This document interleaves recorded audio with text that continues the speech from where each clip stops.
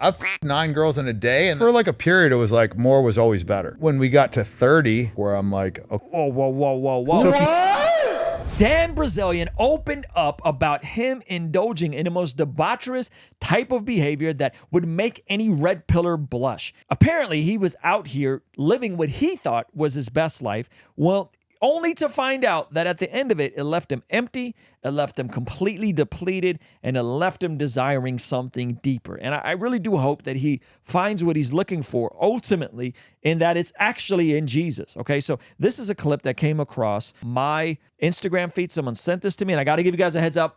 Viewer discretion is advised. Grown folk topics, okay? Had your kids, had your wife. Explicit.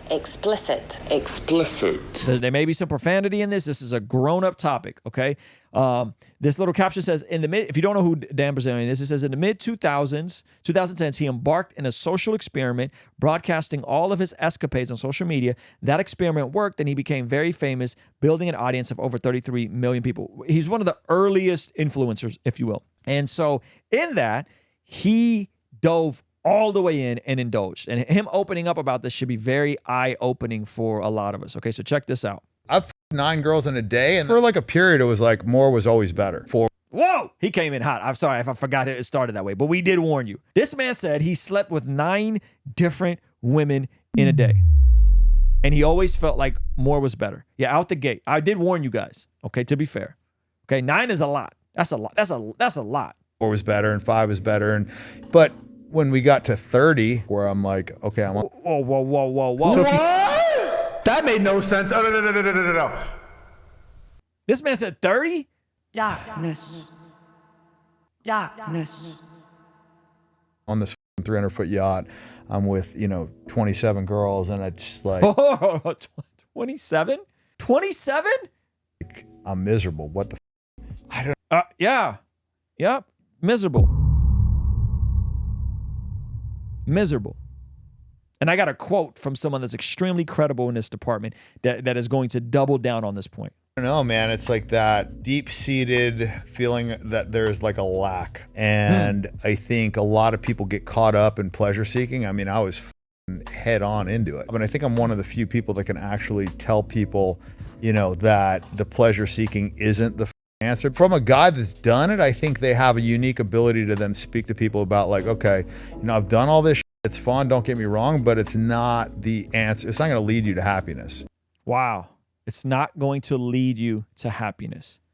This is a man that claims to have done double digits of different women in a day, which is Darkness.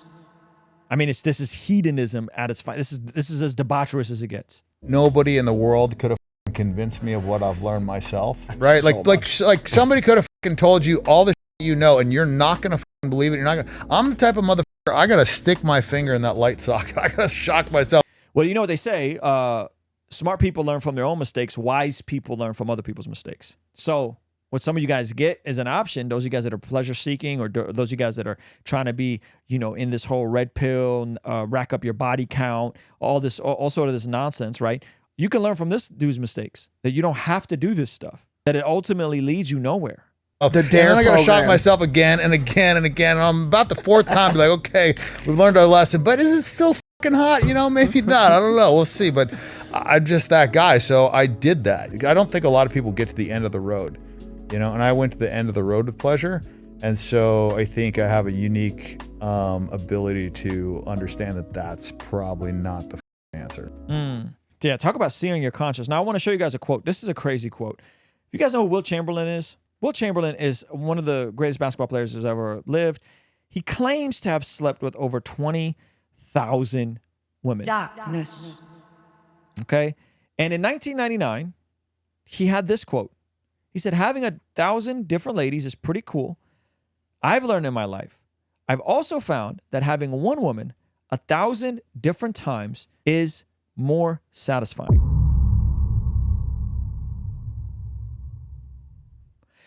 Everyone who goes down these pleasure-seeking roads and jumps in to the hedonistic, pursue pleasure at every cost approach tends to have the same thing to say. It's not worth it. It's fun in the moment, but it doesn't solve any of your problems. And it's as if some people are just hard pressed to have to learn from their own experience, when really there is a template, there is a pathway, there is a design for how we are to live. Oddly enough, the people who claim to be the most sexually fulfilled aren't people engaging in hookup culture. Punchline. By the way, side note, you can look this up if you want to go down this rabbit hole. There's a whole trend on TikTok about hookup culture and the O gap for women, meaning that most women who participate in hookup culture, which is extremely degrading, you're just hooking up with people like you're just an animal. You're just an animal in heat, right? And these women go on TikTok and they talk about how hookup culture has completely not just destroyed their own self-value and so forth, but it's actually the O gap suggests, based on what these women are saying, is that most women don't even have an orgasm in hooking up with dudes. Isn't that sad? You got women giving themselves up because they're programmed to be sexually liberated. The fifth wave feminism has programmed that their freedom is actually in their ability to give away their sexuality, and then they give it away repeatedly only to discover that they don't even finish most of the time. Darkness. That makes no sense. Makes no sense. It's not, ladies, it's not in your best interest to hook up with dudes. If we're talking from a purely pleasure standpoint, you're playing yourself. Because most dudes participating in hooking up are there for one thing, because they want to finish and get out of there.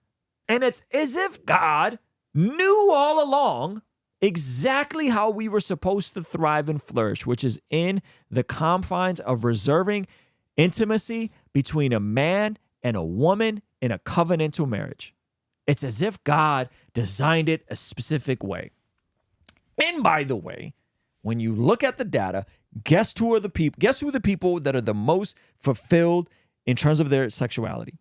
Practicing, church-going Christians who were virgins or had low body counts before going into a marriage. Who would have thought? Who would have thought that the data would have confirmed what the scriptures have always taught? Who would have thought?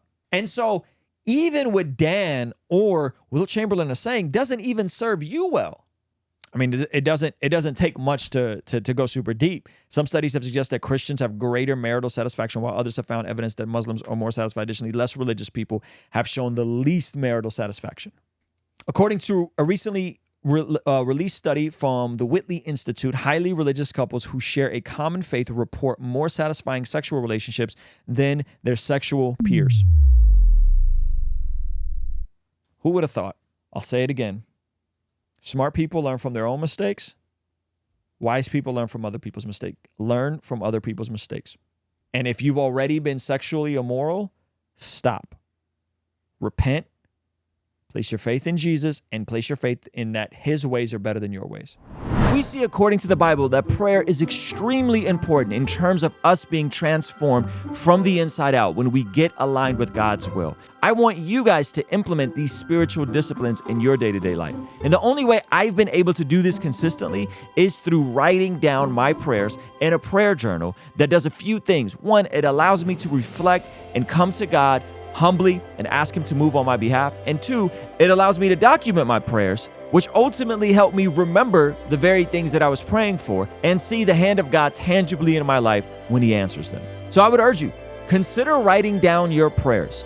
It could be in a blank notebook. It could even be on your phone. Or you could check out the one I personally designed and used from my own quiet time and spiritual discipline that I think would be a huge blessing. It's the exact structure and system that I've used for years to pray and be more consistent in my spiritual disciplines. And here's the thing, with the hope to create a prayer movement, we've made the PDF version of this prayer journal completely free. So to get the PDF of our prayer journal completely for free, go to blessgodpdf.shop now.